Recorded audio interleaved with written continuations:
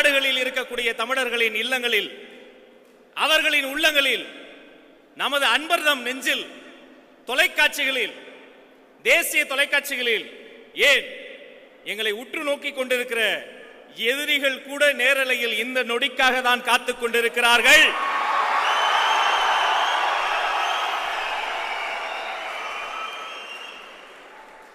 ஒரு டார்கெட் இலக்கு வைத்து இனிப்பு விற்கிறது சுவிட்சர்லாந்து. ஒரு இலக்கு வைத்து இனிப்பு விற்கிறது சுவிட்சர்லாந்து. ஒரு இலக்கு வைத்து பெட்ரோல் விற்கிறது அரபு நாடு. ஒரு இலக்கு வைத்து பெட்ரோல் விற்கிறது அரபு நாடு. உலகத்திலேயே இலக்கு வைத்து சாராயம் விற்றுக் கொண்டிருக்கிறது தமிழ்நாடு.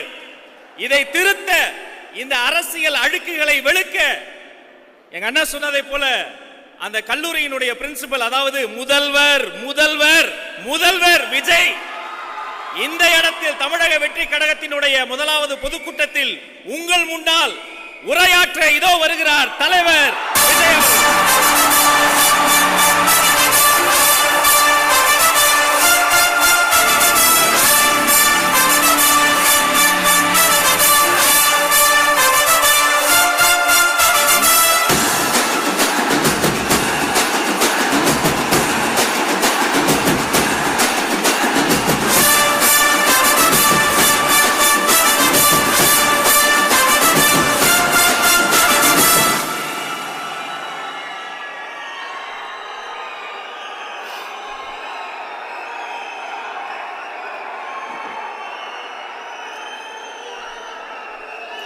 என் நெஞ்சில் குடியிருக்கும் என்னுடைய தோழர்களுக்கும் தோழிகளுக்கும் என்னுடைய வணக்கம் வணக்கம் வணக்கம்.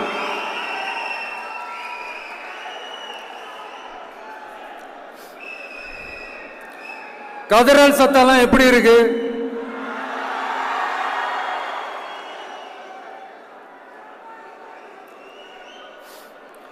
தமிழுக்கு அமுதென்று பேர், அந்த தமிழின்ப தமிழங்கள் உயிருக்கு நேர். இன்னைக்கு தமிழ்நாடு இருக்கிற சூழல்ல நாம் ஒரு புதிய வரலாற்றை படைப்பதற்கு தயாராக வேண்டிய அவசியத்தை நீங்க எல்லாருமே நல்லா புரிஞ்சு வச்சிட்டு இருப்பீங்கன்னு நான் நம்புறேன். அரசியல்னா என்னங்க? ஒவ்வொரு குடும்பமும் நல்லா வாழணும்னு நினைக்கிறது அரசியலா? இல்ல ஒரே ஒரு குடும்பம் மட்டும் தமிழ்நாட்டை சுரண்டி நல்லா வாழணும்னு நினைக்கிறது அரசியலா? நீங்களே சொல்லுங்க, எது அரசியல்? எல்லாருக்கும் நல்லது நடக்கிறது தானே அரசியல். அதுதான் நம்ம அரசியலும். காட்சிக்கு திராவிடம், ஆட்சிக்கு திராவிட மாடல்னு தினம் தினம் மக்கள் பிரச்சனைகளை மடைமாற்றி மக்கள் விரோத ஆட்சியை மன்னராட்சி போன்று நடத்துற இவங்க, நமக்கு எதிராக இவங்க பண்ற செயல்கள் ஒன்னா ரெண்டாங்க. மாநாட்டில் ஆரம்பிச்சதுங்க. மாநாட்டில் ஆரம்பிச்சு அதுக்கப்புறமா நான் கலந்துக்கிட்ட அந்த புத்தக வெளியீட்டு விழா, நான் பறந்துரு போன அன்னைக்கு நம்மளுடைய 2ஆம் ஆண்டு துவக்க விழா அன்னைக்கெல்லாம் சிட்டிக்குள்ள எந்த ஹாலும் எந்த கல்யாண மண்டபம் கொடுத்துடக்கூடாதுன்னு அங்க போய் மகாபலிபுரத்தில் போய் அந்த ஃபங்க்ஷனை பண்றோம். ஏன் இன்னைக்கு பொதுக்குழு வரைக்கும் எங்கெல்லாம் எப்படியெல்லாம் தடைகள்?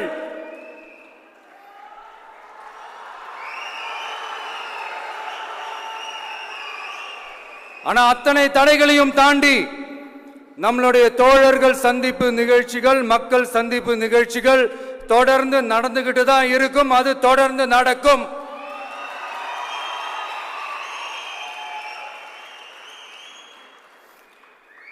நம்மளுடைய தோழர்கள் அர்ஜுன் பிரதர், நிர்மல் குமார் பிரதர், நம்ம ரமேஷ் பிரதர், இவங்கெல்லாம் போட்டு அடி அடி நடிக்கிறாங்க. நாமளும் அதே மாதிரி அடிக்கணுமான்னு மனசுக்குள்ள ஒரு யோசனையா தான் இருக்கு.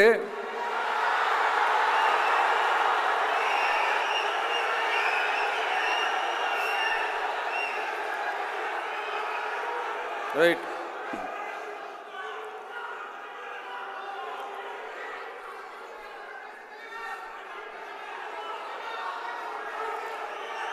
ஓகே, ரைட்டு, புரிஞ்சிச்சு.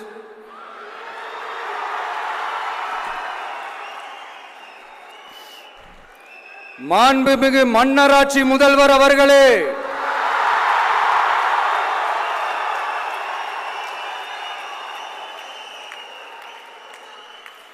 மாண்புமிகு திரு முத்துவேல் கருணாநிதி ஸ்டாலின் அவர்களே,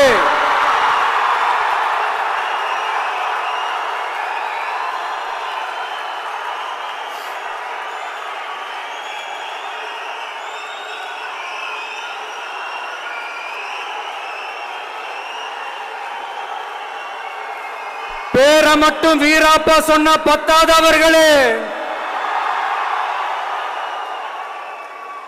செயல்லையும் ஆட்சியிலையும் அதை காட்டணும் அவர்களே.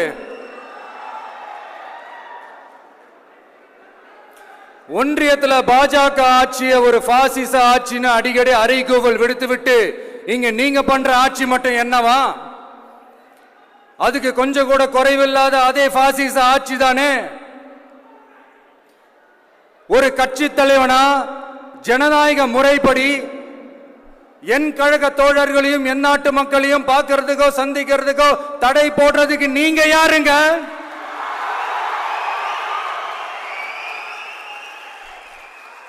தடையை மீறிய மக்களை பார்க்கணும்னு முடிவு பண்ணிட்டா போயே தீருவேன். சட்டத்தை மதிக்கணும்ன்ற ஒரே காரணத்துக்காக தான் அமைதியா இருக்கிறேன்.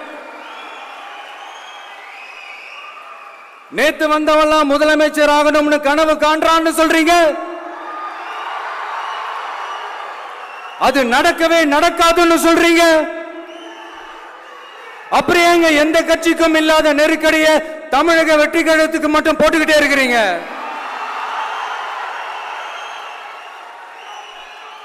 அணை போட்டு ஆத்த வேணும்னா தடுக்கலாம், காத்த தடுக்க முடியாது. அதையும் மீறி தடுக்கணும்னு நினைச்சீங்கன்னா சாதாரணமா இருக்கிற காத்து சூறாவளியா மாறும். ஏன் சக்தி மிக்க புயலா கூட மாறும். எனது அருமை தமிழக வெற்றி கழக தோழர்களே, நான் மாநாட்டில் ஒரு விஷயத்தை ரொம்ப வலியுறுத்தி சொன்னேன். அதே தான் இங்க நான் திரும்பவும் ரிப்பீட் பண்றேன். இந்த மண் பிளவுவாத சக்திகளுக்கு எதிரான மண், சகோதரத்துவ மண், சமய நல்லிணக்கத்தை பேணும் சமூக நீதிக்கான மண். இதை நம்ம பாதுகாத்தே தீரணும். உங்க எல்லாரையும் வேண்டி வேண்டி கேட்டுக்கிறேன். தமிழ்நாட்டிலிருந்து பல பகுதிகளிலிருந்து வர செய்திகள்லாம் கேட்கும் போது மன உளைச்சலையும் மன வேதனையும் தரதாகவே இருக்கு. சட்டம் ஒழுங்குன்னு ஒன்று இருக்கிறதாவே தெரியல. அதுக்கெல்லாம் இந்த கரப்ஷன் கபடதாரிகள் கவர்மெண்ட் தான் காரணம். இந்த நிலைமை மாறணும். அதுக்கு இருக்கிற ஒரே வழி, இங்க உண்மையான மக்களாட்சி மலரணும். அது வரணும்னா இவங்களை மாத்தணும்.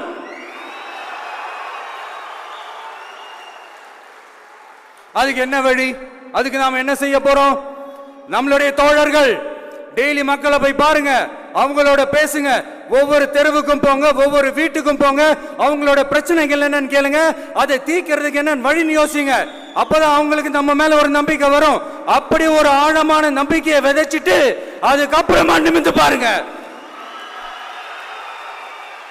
ஒவ்வொரு வீட்டோட உச்சிலையும் தமிழக வெற்றி கழகத்தோட இரட்டை போர் யானை வாகை மலர் கொடி தானா பறக்கும், தானா பறக்கும்.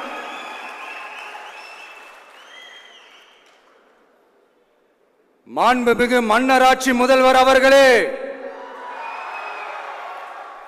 உங்க ஆட்சியை பத்தி கேள்வி கேட்டா மட்டும் ஏன் சார் உங்களுக்கு இவ்வளவு கோபம் வருது? நீங்க ஒழுங்கா ஆட்சி நடத்திருந்தீங்கன்னா பெண்கள் பாதுகாப்பு ஒழுங்கா இருந்திருக்கும், சட்டம் ஒழுங்கு சரியா இருந்திருக்கும். பச்சை பிள்ளைங்க, படிக்கிற பிள்ளைங்க, சின்ன பொண்ணுங்க, வீட்டில் இருக்கிற பொண்ணுங்க, வேலைக்கு போற பொண்ணுங்கன்னு இவங்க எல்லாருக்கும் நடக்கிற கொடுமைகளை சொல்ல முடியல சார்.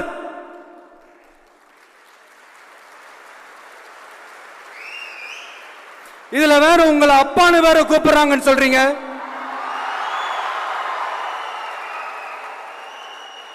தினம் தினம் உங்களுடைய இந்த கொடுமைகளை அனுபவிச்சுட்டு இருக்கிற என்னுடைய சகோதரிகளான தமிழ்நாட்டு பெண்கள் தான் உங்களுடைய அரசியலுக்கே ஒரு முடிவு கட்ட போறாங்க, உங்களுடைய ஆட்சிக்கே ஒரு முடிவு கட்ட போறாங்க, உங்களுடைய இந்த அரசியல் வாழ்க்கைக்கே ஒரு முடிவு கட்ட போறாங்க.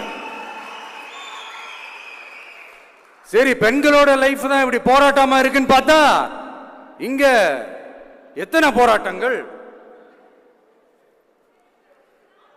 பரந்தூர் போராட்டம், அரசு ஊழியர்கள் ஆசிரியர்கள் போராட்டம், போதைப் பொருள் எதிர்ப்பு போராட்டம், வரி உயர்வு போராட்டம், மீனவர்கள் போராட்டம், போக்குவரத்து ஊழியர்கள் போராட்டம், சாதிவாரி கணக்கெடுப்பு போராட்டம், சாம்சங் தொழிலாளர்கள், டங்ஸ்டன், விவசாயிகள் போராட்டம், மின்கட்டண உயர்வு எதிர்ப்பு போராட்டம், இஸ்லாமிய அமைப்புகள், செவிலியர்கள், மருத்துவர்கள், இந்த மாதிரி போராட்டங்கள். இதெல்லாம் சும்மா சாம்பிள் தான்.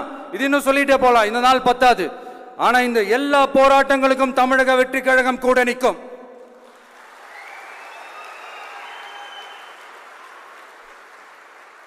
இங்க நீங்க தான் இப்படின்னா அங்க அவங்க யாரு? உங்க சீக்ரெட் ஓனர்.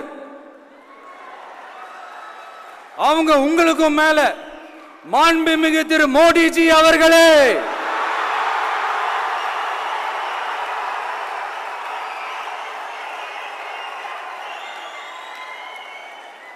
என்னமோ உங்க பேரெல்லாம் சொல்றதுக்கு எங்களுக்கு ஏதோ ஒரு பெரிய பயம் மாறியும் அப்படி ஒரு விஷயத்த சொல்லிடுறது. பேரை சொல்லணும், பேரை சொல்லணும், பேரை. நான் ஒரு படத்துல சொல்லுவேனே, லியோவை பார்க்கணும், லியோவை பார்க்கணும், லியோவை பார்க்கணும்.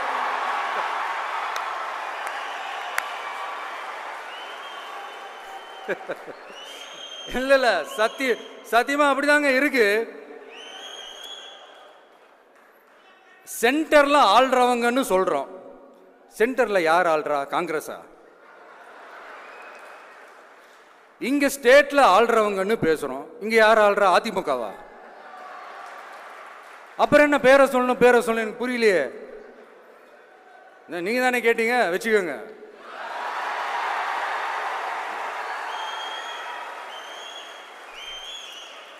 ஓட்டுக்காக காங்கிரஸ் கூட தேர்தல் கூட்டணி, கொள்ளையடிக்கிறதுக்காக உங்களோட, அதாவது பாஜகவோட மறைமுக அரசியல் கூட்டணி.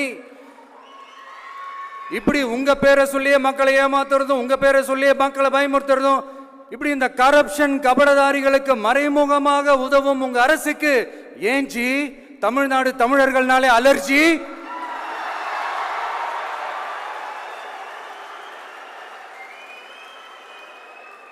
தமிழ்நாட்டிலிருந்து வர ஜிஎஸ்டியே கரெக்டா வாங்கிக்கிறீங்க. ஆனா தமிழ்நாட்டுக்கு பட்ஜெட்ல நிதி ஒதுக்க மாட்டேங்கிறீங்க. இங்க படிக்கிற நம்ம பிள்ளைங்களோட படிப்புக்கு நிதி ஒதுக்க மாட்டேங்கிறீங்க. ஆனா மும்மொழி கொள்கையை திணிக்கிறீங்க. டீலிமிட்டேஷன் என்ற பேர்ல தமிழ்நாட்டோட பார்லிமெண்ட் சீட்ஸ்லையும் கை வைக்க பாக்குறீங்க. ஒரே நாடு ஒரே தேர்தல் நீங்க ஸ்டார்ட் பண்ணப்பவே புரிஞ்சிருச்சு பிரதமர் சார் உங்க பிளான் என்னன்னு, எங்கெல்லாம் எப்படியெல்லாம் எந்த திசைகள் எல்லாம் இந்த நாட்டை கொண்டு போலாம்னு. சார் உங்ககிட்ட நாங்க சொல்லிக்கிறதெல்லாம், தமிழ்நாட்டை கொஞ்சம் கேர்ஃபுல்லா ஹேண்டில் பண்ணுங்க சார்.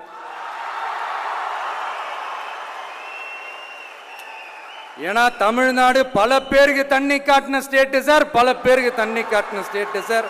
பார்த்து சார், பார்த்து செய்யுங்க சார், மறந்துடாதீங்க சார்.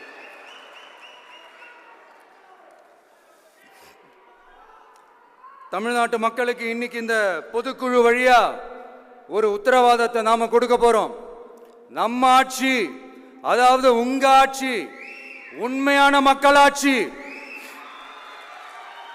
தமிழக வெற்றி கழகம் தலைமையிலான அறுதி பெரும்பான்மை பெற்ற ஆட்சி, அதே சமயத்தில் அதிகார பகிர்வுடன் கூடிய ஆட்சி. அப்படி இந்த ஆட்சி அமைஞ்சதும் பெண்கள் பாதுகாப்பை 100% உறுதி செய்வோம்.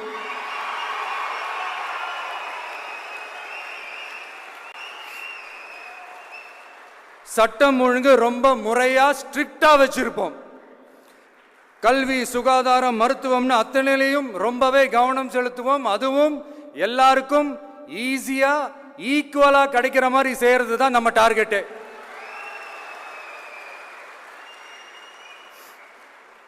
அரசு ஊழியர்கள், ஆசிரியர்கள், போக்குவரத்து தொழிலாளர்கள், மின்சார வாரிய ஊழியர்கள்னு தொழிலாளர்கள் பக்கமும் நாம கண்டிப்பா துணையா நிற்போம். ஏன்னா நாம எப்பவுமே உழைக்கிறவங்க பக்கம்தான்.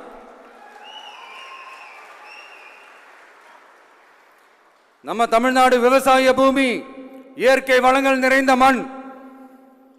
இந்த விவசாயத்துக்கும் இயற்கை வளங்களுக்கும் எதிரா எந்த விதமான ஒரு திட்டத்தையோ நடவடிக்கையோ கொண்டு வர்றதை எங்களால் ஏற்கவே முடியாது. எங்க மண்ணை, மக்களை பாதிக்கிற மாதிரி திட்டங்களை தயவு செஞ்சு செயல்படுத்தாதீங்க. அதை நாங்கள் எதிர்க்கவே செய்வோம். தமிழ்நாட்டை எல்லா வகையிலும் பாதுகாக்க வேண்டியது எங்களுடைய உரிமை, கடமை, கொள்கை எல்லாமே.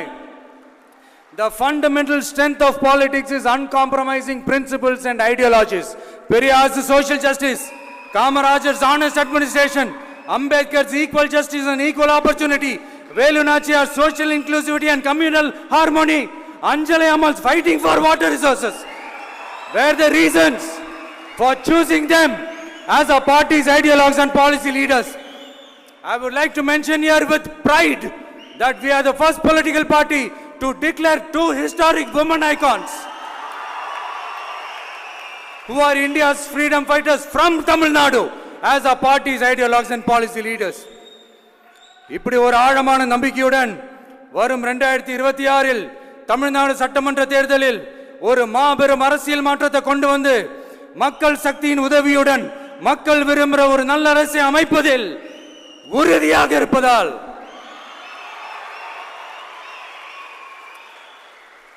அதை தடுக்கிறதுக்குன்னு சில பேர் பகல் கனவு காண்பார்கள் இல்லையா? அவங்க எல்லாருக்குமே சொல்லிக்கிறது ஒண்ணுதான், காற்று, மழை, வெயில், இயற்கையை யாரால் கட்டுப்படுத்த முடியும்? யாரால் தடுக்க முடியும்? இவை எல்லாம் கடவுளால் உருவாக்கப்பட்டவை. அப்படிதான் எம் மக்களுக்கான அரசியலையும் யாராலும் தடுக்க முடியாது. அரசியல் சூறாவளியையும் தேர்தல் சுனாமியையும் தடுப்பார் எவர். அப்படிதான் எம் மக்களுக்கான அரசியலையும் அந்த வெற்றியையும் யாராலும் தடுக்க முடியாது. அப்படி தடுக்கணும்னு நினைக்கிறவங்களோட கனவு ஒரு நாளும் மெய்ப்படாது. Before concluding my speech, few words from William Blake. Men may come, men may go, but I go on forever.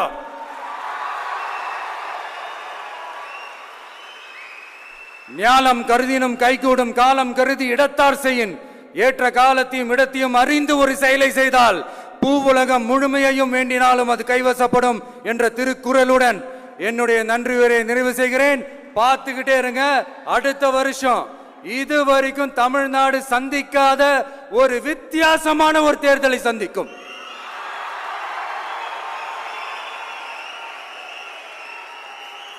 ரெண்டு பேருக்கு நடுவுல தான் போட்டியே. ஒன்னு டிவிகே, இன்னொன்னு டிஎம்கே.